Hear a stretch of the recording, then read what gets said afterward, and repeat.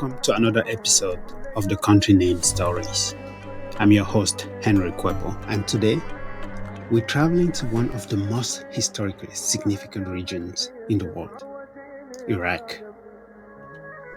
Known as the cradle of civilization, Iraq is a land of ancient wonders where some of humanity's earliest cities, innovations, and empires took place.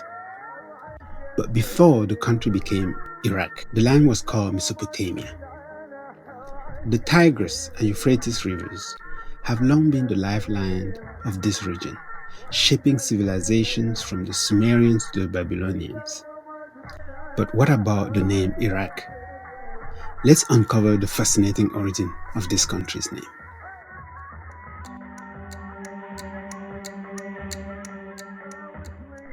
Before it was called Iraq, the region was known as Mesopotamia, a name given by the ancient Greeks. The word itself comes from Greek meso, meaning middle, and potamus, meaning river. Together, land between the rivers. Mesopotamia is often called the cradle of civilization because it was home to some of history's greatest early cities, such as Babylon, Nineveh, and Eridu. This was where humans first developed writing, built towering ziggurats, and created advanced societies. One of the most famous cities was Babylon, located in southern Mesopotamia. This city became a center of learning, culture, and power, with rulers like Hammurabi, who created one of the first non-legal codes, and Nebuchadnezzar II, who built the legendary Hanging Gardens. Mesopotamia's name perfectly describes its geography, but over time, as language and rulers changed, a new name emerged, Iraq. But where did that name come from? There are two main theories about how Iraq got its name. The Uruk theory. Some historians believe that Iraq's name comes from Uruk, one of the most important ancient cities of Mesopotamia. Uruk, now known as Araqa, was home to the Sumerian, one of the earliest civilizations.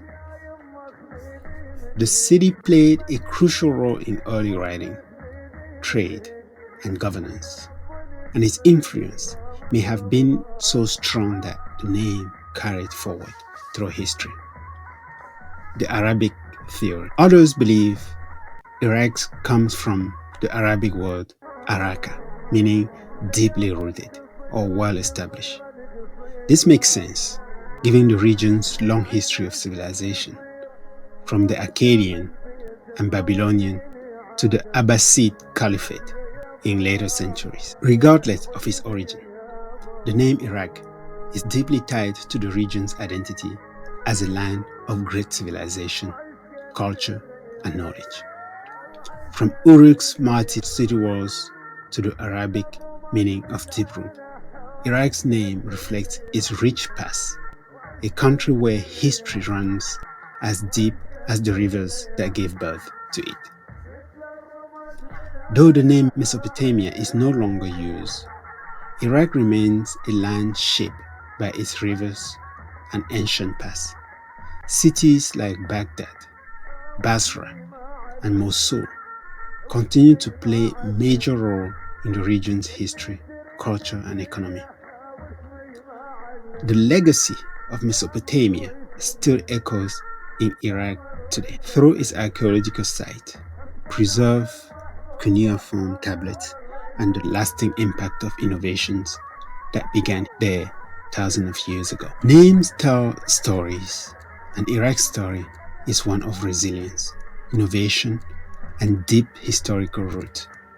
It is a land that once nurtured the world's earliest civilizations and continues to be a place of great significance today. So the next time you hear the name Iraq, remember, it is more than a modern nation. It is the land between the rivers where history itself began.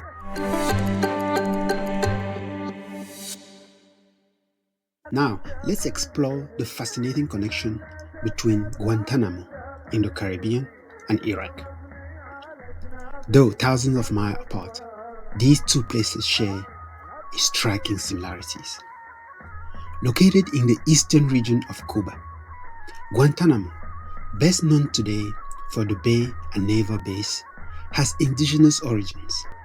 The name comes from the Taino language spoken by the native people of the Caribbean. The Taino referred to the area as Guantanamo, meaning land between the rivers. This also makes perfect sense, as the area is surrounded by rivers that sustain its fertile land. Even before Spanish explorers arrived, the rivers of Guantanamo were central to the lives of the indigenous people who fish, farm, and built their communities along their banks. When the Spanish arrived in the 16th century, they kept many indigenous place names, and Guantanamo remained an important location. Over time, the city grew just north of Guantanamo Bay, a strategic harbor on the Caribbean Sea.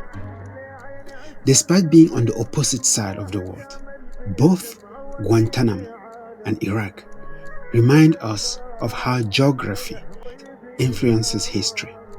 Rivers are life-giving forces, shaping civilizations, cultures, and even the name of the lands they nourish. From the Taino people of the Caribbean to the Sumerian of Mesopotamia, human history has always been deeply connected to the waterways that sustains us. Thank you for joining me on this journey into the story behind Iraq's name. If you enjoyed this episode, don't forget to subscribe and share it with friends who love history, geography, and culture. And if you're curious to explore more country name stories, check out the Country Name Game. It's a fun and educational way to discover the fascinating meanings behind country names and challenge yourself with trivia and riddles. Please visit www.countrynamegame.com to learn more. See you next time.